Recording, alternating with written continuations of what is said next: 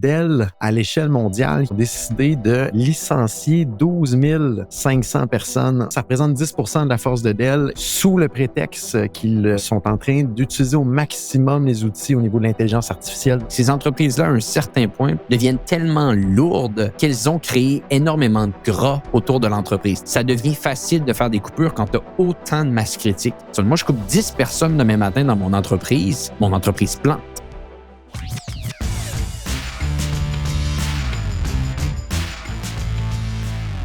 Donc, bienvenue à tous au podcast Hypercroissance en mode discussion d'affaires. Jonathan Léveillé est de retour avec nous aujourd'hui et en discutant ensemble, on a pensé à une nouvelle formule qui pourrait être intéressante, c'est d'interviewer l'un ou l'autre sur des sujets spécifiques qu'on sait que notre collègue connaît bien et voir par la suite quel type d'informations, quel type de conseils ces conversations-là peuvent générer. Et ultimement, on espère que ces conseils, ces idées pourront servir également notre audience. Mais avant toute chose, Jonathan, comment vas-tu aujourd'hui? Excité par ce nouveau concept que tu as créé?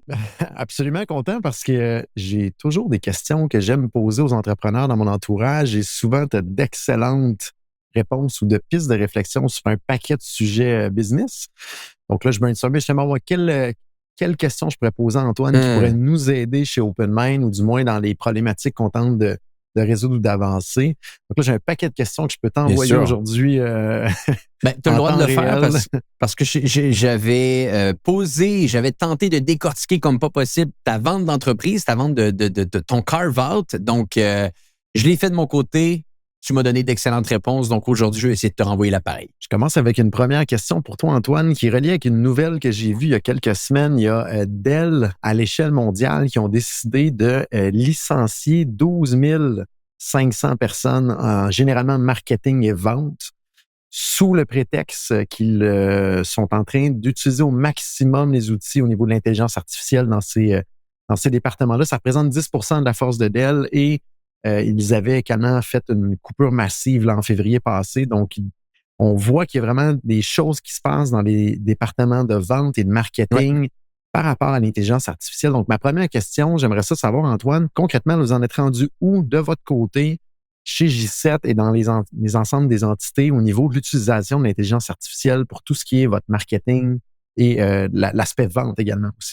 Ben oui, très bonne question. Donc, de un, ça a grandement accéléré, je te dirais, dans les dernières semaines, spécifiquement l'utilisation de l'intelligence artificielle dans notre entreprise. Fait intéressant d'ailleurs, et ça peut être bon que je partage cet échec-là qu'on a eu chez J7. Au départ, quand l'intelligence artificielle est apparue et a fait énormément de bruit avec ChatGPT qui est arrivé en novembre 2022, on a sauté sur l'occasion comme beaucoup d'organisations, mais je pense que notre approche n'a pas été bonne. C'est-à-dire qu'on avait quelqu'un qui était très intéressé dans l'entreprise, on lui a donné les clés pour s'en occuper, il s'en occupe encore aujourd'hui, il le fait très bien, mais notre vision était, on va bâtir on pourrait dire entre parenthèses, des bots, des micro software qui vont pouvoir nous aider à bâtir des tâches précises dans l'organisation. Et on lance le tout une première fois, bâti une pièce de micro-logiciel exceptionnel de notre point de vue. On met ça en place, il y a des bugs, ça ne fonctionne pas comme prévu, finalement, ce n'est pas adapté. On dit, pas de souci. On continue. Et là, ultimement, on se dit, on a un défi de rédaction en ce moment. On va essayer de reconstruire la même chose. On construit le bot parfait, avec des petits bugs, les gens ne l'utilisent pas. Et là, on l'a fait même une troisième fois récemment. Et là, on s'est assis dans les dernières semaines, on s'est dit, OK, les bugs qui se déroulent, on s'entend, peuvent être réglés si on fait juste ajuster un petit peu le prompt puis comment qu'on parle à ChatGPT. Et ça, tout le monde le sait. Mais l'enjeu, c'est que dans la manière qu'on le construit, dans la manière qu'on bâtit notre narrative avec nos collègues, les gens vont aborder le tout comme si c'était un logiciel fini, terminé, qui n'a pas de bug. Elle est là l'erreur fondamentale. Quand vous travaillez avec des Claude, des Perplexify, je crois bien, est-ce que c'est Perplexify? Bref, que je commence à utiliser beaucoup en ce moment pour ma recherche de podcast et de l'information pertinente, ChatGPT. Vous pouvez bâtir des bots qui vont fonctionner ou des fois ne vont pas fonctionner, mais faites attention dans la manière que vous le vendez à vos équipes. Parce que si vous vendez ça à vos équipes comme si c'était un logiciel construit, qu'est-ce qui tente le plus les gens? C'est quand le logiciel bug un peu. Et en toute transparence, travailler avec l'intelligence artificielle quand il y a un petit bug ou quand il y a un petit enjeu, c'est excessivement facile de régler le tout. On a simplement à lui dire et à travailler un petit peu différemment et on va avoir la bonne réponse. Mais malheureusement, c'est pas comme ça que nous, en tant qu'êtres humains, dans les 10-15 dernières années, on a interagi avec des logiciels. Donc, l'apprentissage qu'on a vu récemment, puis que je trouve intéressant à partager, c'est que là, en ce moment, on bâtit davantage des checklists de prompts à utiliser pour arriver à un résultat précis que le bot parfait qui va te donner un résultat précis, parce qu'on s'est rendu compte que c'était beaucoup plus utile. Donc ça, c'est le point 1, et on avance beaucoup sur plusieurs points importants, que ce soit sur de la recherche, que ce soit sur de la rédaction, que ce soit sur de la création de rapports. C'est quand même assez intéressant comment qu'on avance. Il y a beaucoup de gains de productivité. Et peut-être juste pour revenir à ton point de Dell, je peux comprendre exactement d'où est-ce que ça vient et je peux comprendre exactement comment que ça peut aider des organisations et ultimement aider des même plus petites organisations. Mais je pense que la grosse différence ici, quand on en a parlé plusieurs fois, toi et moi, sur le podcast, c'est que ces entreprises-là, à un certain point, deviennent tellement lourdes qu'elles ont créé énormément de gras, pardonnez-moi l'expression, ici autour de l'entreprise. C'est-à-dire qu'ils ont embauché sans jamais vraiment se poser la question si ces gens-là avaient un apport important sur l'organisation. Donc, ça devient facile de faire des coupures quand tu as autant de masse critique. Quand tu es plus petit, comme mon entreprise, comme ton entreprise, puis des gens qui nous écoutent, qui ont 40, 50, 60 employés, 20 employés, il n'y a pas vraiment il peut difficilement avoir du gros autour de ces entreprises-là. Elles sont tellement petites. Il peut y en avoir, par contre. Ne faisons pas d'erreur ici. Il y en a toujours un petit peu à quelque part, mais on n'est pas encore face à des organisations assez massives pour dire que l'intelligence artificielle arrive, je peux couper 10 personnes. Moi, je coupe 10 personnes demain matin dans mon entreprise plante parce que tout le monde a un travail à faire, puis je le vois, puis j'ai des preuves quotidiennement. Je pense que ça doit être différent pour des organisations qui ont 5, 10, 15 000 employés. Effectivement, mais qu'est-ce qui me fascine dans ce cas-là chez Dell, c'est que ça cible de ce qu'on entend de l'interne pour une première fois sur une coupure massive, les ventes et le marketing, rattacher un élément au niveau de l'AI. Donc, effectivement, il y a eu probablement beaucoup de gras, mais ils vont quand même publiciser l'information que ça touche ces deux équipes-là, ou même une seule grande équipe unifiée principalement, et sous le contexte qu'ils veulent utiliser au maximum l'intelligence artificielle pour un peu remplacer ces emplois-là, ou du moins avoir un prétexte de pouvoir pousser du monde à l'extérieur. Donc, c'est quand même spécial. Puis on le voit au niveau de l'intelligence artificielle, comment il y a des tâches qui peuvent être automatisées. Et je pense que ça vient, comme tu dis, mettre en lumière qu'il y avait peut-être déjà beaucoup trop de gras dans ces organisations-là. À 100%. Puis je pense que le point que tu avais mentionné plusieurs fois sur le podcast, et je pense que tu l'avais également mentionné à notre événement, c'est qu'on va se faire remplacer par les gens qui utilisent l'intelligence artificielle. Les gens qui vont se faire remplacer vont être les gens qui n'utilisent pas l'intelligence artificielle pour une simple et bonne raison, c'est que nos standards de niveau de productivité vont bientôt changer. Et ça, c'est juste une question de temps. Je parle spécifiquement dans le service. Ici, je crois bien, on va juste demander plus parce qu'on sait que plus peut être montré, on va être capable de le démontrer. Et si on ne peut pas arriver à ça, ben simplement, on ne rentrera pas dans les standards. Donc, je pense qu'en étape 1, les standards vont changer. En étape 2, il va y avoir une réévaluation de savoir si les gens atteignent les standards. Il va falloir avoir du courage en tant qu'entrepreneur de dire voici la manière qu'on s'y prend maintenant.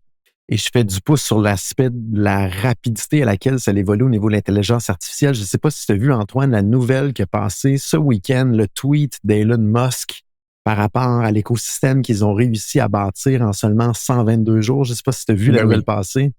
Incroyable. C'est complètement hallucinant. Donc, pour vous mettre en contexte dans l'audience, pour réussir à avoir un modèle d'intelligence artificielle, un LLM, un Large Language Model fonctionnel, il faut beaucoup de puissance de calcul, donc des cartes, des GPU qu'on appelle, qui étaient initialement pour réussir à faire fonctionner des jeux vidéo, et reprendre ce même concept-là pour avoir une puissance de calcul, pour réussir à entraîner les modèles d'intelligence artificielle. Et Elon Musk a sorti avec une nouvelle ce week-end qu'en 122 jours, ils ont réussi à assembler 100 000 cartes GPU, les formats H100, donc les derniers qui existent sur le marché présentement. Donc, du début à la fin, en moins de pratiquement 4 mois, 100 000 GPU qu'ils ont réunis. Ça fait un des plus gros écosystèmes de puissance de calcul mondial maintenant, qui est sous l'umbrella de Elon Musk, donc qui est chez xAI. C'est complètement hallucinant. Il prévoit d'ici la fin de l'année de doubler cette puissance-là à 200 000 GPU, dont 50 000 qui est les nouveaux systèmes H200 qui s'en viennent. Et pour vous donner une idée par rapport à tout ça, dites-vous qu'un LLM, c'est comme un cerveau d'un humain. Donc, il faut du temps, puis il faut du quotient pour réussir, donc de la puissance de calcul pour réussir à assimiler l'information. Donc, il faut temps et puissance. Plus qu'on a de puissance, moins qu'on a besoin de temps pour réussir à amener un cerveau de l'équivalent d'un humain qui naît à une maturité qui fait du sens. Et là, on est en train d'accélérer grandement cette visée-là de rapidité, ce qui va faire qu'il va y avoir des nouveaux LLM, des nouveaux modèles d'intelligence artificielle qui vont sortir de manière exponentielle au niveau de la force de ce que ça va apporter au bout de la ligne et non linéaire. Je me répète souvent dans les podcasts, là, on est en présence d'une technologie qui est exponentielle. Et on vient d'avoir un autre coup de génie d'Elon Musk qui mobilise des milliards de dollars. Si on regarde au niveau de ce qu'il a investi jusqu'à là, c'est 10 milliards de dollars. Et il y a un engagement d'ici 2026 d'émettre un 100 milliards pour entraîner son modèle Grok au niveau de l'intelligence artificielle. Et juste en 2027, on parle d'un 114 milliards qu'il prévoit mettre en investissement là-dedans, 150 milliards en 2028 et 300 milliards en 2029 si la tendance et les prévisions qu'ils ont fait se concrétisent. Fait qu'on parle qu'on se rapproche du trilliard d'investis en puissance de calcul d'ici 2030. Ça n'a absolument aucun sens. Et en tant que cerveau humain, on n'est pas capable de voir ce que ça va donner, mais ça va être complètement fou ce qui s'en vient devant nous autres. Et on le voit concrètement pour revenir à la nouvelle de tantôt. Il y a déjà des choses qui bougent dans les organisations. Donc, on a un devoir en tant qu'entrepreneur de s'y intéresser au sujet et de voir comment on peut l'appliquer dans nos organisations. Là. Puis, je pense que ce qui est important pour les gens de comprendre ici, c'est encore une fois, on revient un peu à cette ambition de Elon Musk. Il a clairement dit qu'il veut, selon lui, bon, ses prédictions sont habituellement fausses, il pourrait bâtir le plus gros, la plus forte intelligence artificielle d'ici la fin 2024, selon lui, avec, je pense, ce serait Grok 3 à ce moment-là qui sortirait. À voir. Ce qui est sûr et certain, c'est qu'avec tout ce qui se déroule en ce moment, peut-être que l'acquisition de X va avoir fait énormément de sens.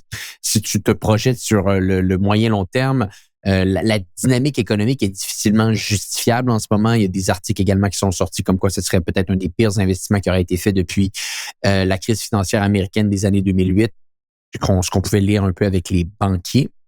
Mais au final, si l'écosystème de Twitter X continue de se populer de contenu comme il le fait quotidiennement, que ce soit du contenu écrit, vidéo, et que d'un autre côté, il est capable d'aller capter énormément d'informations avec ses différents véhicules, énormément de points de data avec ses différents véhicules Tesla, il pourrait essentiellement bâtir peut-être la plus grosse base de données de data qu'aucune entreprise ne pourrait avoir.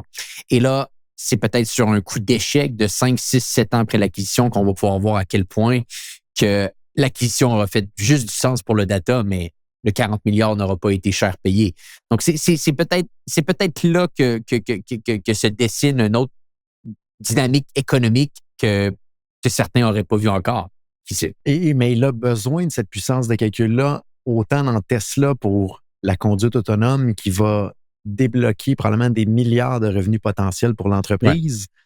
Ouais. Il a besoin de cette puissance-là de calcul également pour son LLM dans XAI.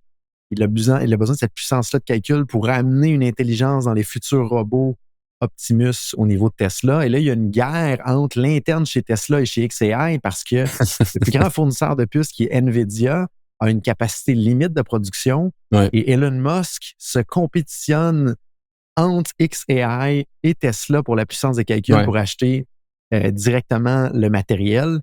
Et juste pour vous mettre ça dans une échelle humaine, tellement que c'est gros, la dernière acquisition qu'ils viennent de dire qu'il l'a fait, qu'il l'a mis en place en 122 jours, ça représente 150 mégawatts de puissance requise pour faire rouler ça. Si on met ça dans une échelle humaine, c'est un panneau solaire à environ 400 watts qui est capable de produire.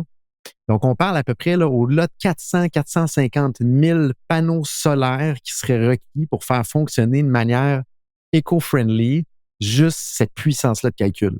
Donc, on se rapproche près de 1%, on est à 0,5% de la capacité complète de production électrique du Québec au grand complet. C'est énorme, juste pour ce qu'ils viennent de bâtir en 122 jours. C'est gigantesque et on parle à peu près d'1 million de gallons d'eau par jour pour réussir à refroidir cet ensemble-là de 100 000 cartes GPU. Il y a eu des vidéos qui sont sorties un peu de son infrastructure qui est située à Memphis. Et c'est un des plus gros data centers que les gens ont pu visiter. Ce qui paraît, c'est totalement impressionnant. J'essaierai de trouver une vidéo pour le mettre dans les notes de l'épisode pour les gens qui nous écoutent. Et pendant ce temps-là, bon, il se bat pour les élections américaines. Il va peut-être se trouver une place dans le cabinet de Trump. Bref, il se tient occupé. C'est toujours intéressant de le suivre. C'est hallucinant. Moi, j'aimerais ça voir l'équipe qui est autour de lui pour voir à quel point comment il fait pour réussir à... Lis son livre. Son livre est vraiment intéressant. C'est ce que Walter Isaacson mentionne, c'est que ce n'est pas un multitasker, c'est au contraire, c'est un... Quel est le thème utilisé? Mais bref, il démontre à quel point il est capable de focusser sur un enjeu à une manière que peu de gens sont capables de le faire, d'être ultra focus pendant 1 heure et pendant cette heure-là, il peut régler littéralement tout au complet. Et je pense que Musk a bâti son brand autour d'accomplir des choses complètement exceptionnelles qui, pour 95% de la population, ça donne mal à la tête l'écouter, le voir aller, mais il y a un 5% de gens qui se voient un petit peu dans cette quête, dans cette mission-là, et ce 5%-là est excessivement ambitieux et brillant. Et les gens qui travaillent pour Musk sont des gens brillants. On va quand même se le dire, Antoine, c'est sûr qu'il y a des gens qui font un paquet de choses en son nom autour de lui parce que moi-même, j'ai de la misère à faire un post par jour sur les médias sociaux alors que lui en fait, je ne sais pas combien. Bien sûr. Juste ça, c'est un travail à temps plein. C'est l'idée un petit peu du mythe qu'il essaie de construire autour de lui. Si tu regardes un peu, puis bref, c'est sûr et certain qu'il y a une équipe de marketing qui le suit d'une certaine manière, que ce soit une équipe de relations publiques ou quoi que ce soit. Je pense juste, tu vois, on en discute ensemble aujourd'hui et le brand Musk a été construit, et peut-être que c'est ça au quotidien, mais il m'a l'air d'avoir été construit autour de « il s'occupe de tout dans toutes les entreprises ». C'est-à-dire qu'il est le porte-parole de toutes ces entreprises. Quand il y a quelque chose qui se déroule avec SpaceX, c'est lui. Avec X, c'est lui. Avec Tesla, c'est lui. Récemment, il a fait un podcast de 8 heures pour Neuralink. On a vu ses autres collègues, mais c'était lui qui parlait pendant la première heure et demie. XAI, c'est lui. Quand il y a une interview pour le prochain président des États-Unis, il pourrait juste avoir quelqu'un qui comprend un petit peu comment interviewer un président. Non, c'est lui. Donc, il est quelqu'un qui travaille énormément fort, c'est sûr et certain, mais je peux même pas concevoir qu'il n'y a pas une équipe de relations publiques proche de lui ou de marketing qui ont analysé l'impact de le démontrer comme un super-héros qui contrôle tout. Et ça, tu sais ce que ça fait, Jonathan? Ça fascine les gens et ça crée un peu cette aura-là autour d'une seule personne fait tout ça. Quand on le sait très bien, et tu le sais très bien, il y a 24 heures dans une journée, Musk doit faire des choses incroyables qu'aucun humain est capable de faire. Il est dans une classe à part. Et il y a énormément de gens également autour de lui qui travaillent excessivement fort. Mais ça, ce n'est pas mis de l'avant et je ne serais pas surpris que ça soit fait de manière intentionnelle. Je termine avec une dernière question avant qu'on se quitte par rapport à Elon Musk. Ta prédiction, Antoine, pour disons d'ici 2035, la chance qu'Elon Musk se présente à la présidence des États-Unis? Ben, les 0% parce qu'il ne peut pas. Tu dois être né aux États-Unis pour te présenter comme président américain. Donc, juste avec la Constitution, quelqu'un qui est né à l'extérieur des États-Unis ne peut pas se présenter. Donc, la chance, elle est 0. Ceci étant dit, c'est sûr et certain qu'il va avoir une place, à mon avis, assez importante dans le cabinet de Trump, si Trump est élu. Et ce qui était assez intéressant dans ce qui a été dit par Musk sur X, c'est qu'il y a beaucoup d'argent qui est mal investi aux États-Unis. Ils ont une dette incroyable. Ils ont 1 trilliard, je pense que c'est 1 trilliard de dollars en frais d'intérêt qu'ils paient à chaque trimestre en ce moment, les États-Unis. Ils voudraient construire un comité pour faire des coupures.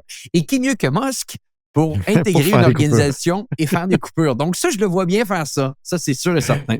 Moi, ce que j'ai comme opinion, c'est que même s'il y a cette problématique-là par rapport à la Constitution, avec la quantité de dollars qu'il investit présentement dans Trump, si Trump rentre, ils vont probablement travailler de pair à faire modifier ça pour qu'éventuellement, il puisse avoir le champ libre pour accéder au pouvoir dans une course éventuelle. Moi, c'est ma prédiction. Jonathan est dans la spéculation aujourd'hui. Dans la spéculation, voilà. J'aime ça. Mais à suivre de près, si vous ne suivez pas ça de près en ce moment, on parlait, je pense qu'il y a à peu près un an et demi de ça, de l'acquisition de Musk pour Twitter, que c'était un film à regarder en mangeant du popcorn. L'élection américaine, c'est un niveau au-dessus. Donc, je vous invite à regarder un petit peu tout ça. C'est assez drôle, exceptionnel ce qui se déroule là-bas, à suivre de près. Donc, je pense que c'est complet pour cette semaine, Antoine. Parfait, on se revoit la semaine prochaine, Jonathan. Et pour les gens qui nous écoutent, on se dit à bientôt pour un prochain épisode du podcast Hypercroissance.